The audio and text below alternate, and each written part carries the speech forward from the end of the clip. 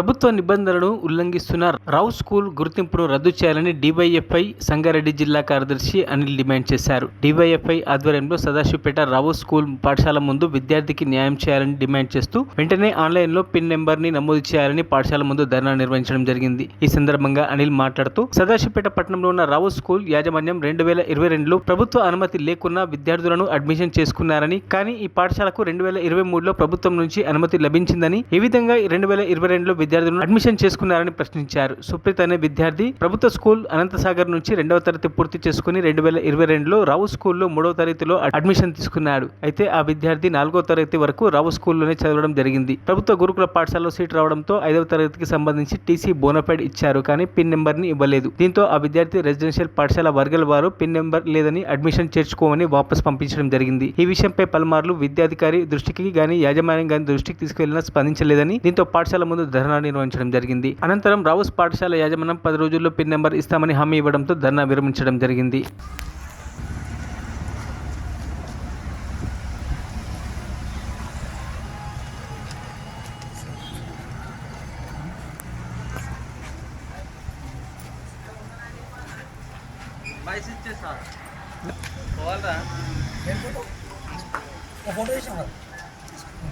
చెప్పేసి వాయిస్ ఇచ్చేసి ఈ సంవత్సరం 2024 వర్గాల్లో రెసిడెన్షియల్ సీట్ వస్తే మాకు టీసీ కావాలి అని చెప్పి యజమాని టీసీలో కూడా మొత్తం అప్లై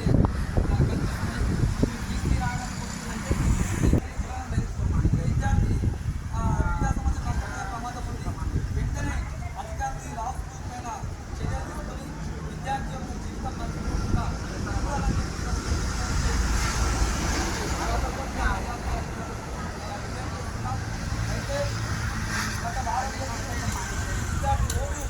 మరిన్ని అప్డేట్స్ కోసం మా ఛానల్ని సబ్స్క్రైబ్ చేయండి.